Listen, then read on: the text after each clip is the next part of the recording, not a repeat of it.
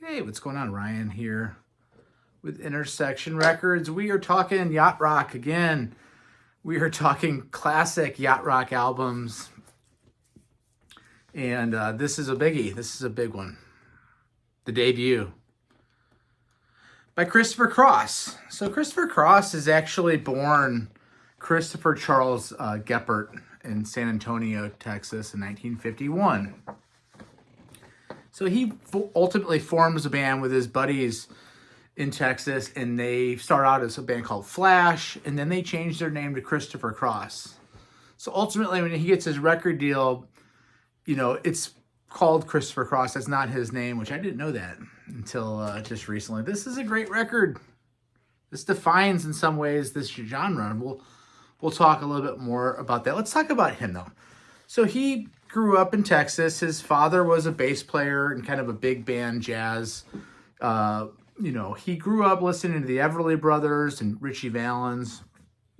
Richie Valens is from Texas. Buddy Holly, of course, is from Texas. So huge influences on him. He forms cover bands early in his childhood. He starts out on drums at the age of 10. By 12, he's gravitating towards the guitar. And certainly by 16, he's fully dropped the drums. He's playing guitar and he's writing music. And, he ends up dropping out of school and going to where the music scene in Texas was and still is in Austin. So think about the late 60s in Austin. Born in 51, in Austin by the late 60s, you have the moving Sidewalks, which ends up becoming ZZ Top. With Billy Gibbons on guitar. You have Stevie Ray Vaughan and Jimmy Vaughan coming up in Austin. And you have Eric Johnson, who famously does an instrumental in 1990 called Cliffs of Dover. Anyway, awesome player, still around today. He is in cover bands while in Austin, but all along honing his own originals, keeping his own originals, not waste, like he says in interviews, not wasting his originals on 6 people, in a bar. He's holding them back, crafting them and refining these songs so that they can be great. And, a couple stories. So Deep Purple, one of my favorite harder rock bands, come to Houston, and I think he's working sound or something. And Richie Blackmore has hepatitis or some illness, and he cannot do the show. Richie Blackmore is the sound. Think Smoke on the Water, right? Think great guitar playing. This will tell you how good of a musician Christopher Cross is. He steps in with no notice and plays an entire show with Deep Purple in 1972, filling in for Richie Blackmore on no notice. So it gives you an idea how good of a musician this guy is. This guy is a guitar virtuoso in his own right. It's said that Steely Dan wanted him to play on some of their records. He declined those invitations.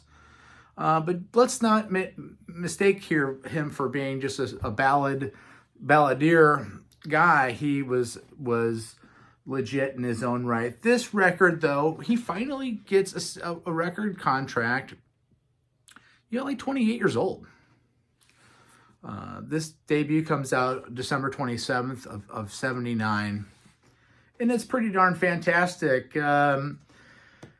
Let's see. Say You Will Be Mine is the opener. Nicolette Larson. Think A Lot of Love. The Neil Young cover she did. Gonna take a lot of love to change the way things are, right? Was that on my Yacht Rock list of favorite Yacht Rock songs? I don't know. Check out my Yacht Rock favorites and subscribe to my channel, by the way, if you like these videos, and I appreciate that. The second song kind of blew me away. I really don't know anymore. Michael McDonald, right? So you might be Yacht Rock if Michael McDonald is singing back up on your record. And he sings a couple here. But I really don't know anymore. It might be my favorite song on this record. It's killer. Killer, no filler. Larry Carlton's guitar solo. Larry Carlton is a jazz guitar player. He's in the band Foreplay. He's also the guy that does the solo on, Peg, I guess, by Steely Dan. He does a lot of work with Steely Dan. A lot of those iconic guitar solos. Is it Peg? Oh, no. Anyway, it doesn't matter. Outrageous guitar solo by Larry Carlton. Great backing. I would try to sing like Michael McDonald, but I don't want to. Spinning is the next song. Pretty cool song. And then Never Be the Same. Remember that one? It's a pop masterpiece. It's a yacht rock classic. Never Be the Same Without You, dear. I mean, it's so good. You know, Poor Shirley is the next one. Well, let me kind of stop a little bit. You know, what ends up happening to Christopher Cross? And this record goes so overground. He wins the Big Four at the Grammys in 81, I think. So this comes out basically, 1980? It comes out December 27th of 79. But by the time the 81 Grammy Awards come around, he wins the Big Four. Best New Artist, Song of the Year, Record of the Year, and Album of the Year. That had never been done before up to that point. So he like goes from nothing to like the biggest thing in the world. In between those Grammys, the movie Arthur comes out, and with the help of Burt Bacharach and his wife Gail, the three of them write the Arthur theme song. You know, When You Get Caught Between the Moon and New York City. So he wins an Oscar too. 4 Grammys. I think he ended up getting 5 Grammys. Ride Like the Wind, another song, a rocking song with an incredible guitar solo by Christopher Cross, or I guess he's going by Christopher Cross at this point. His real name again, Chris Geppert, Geppert.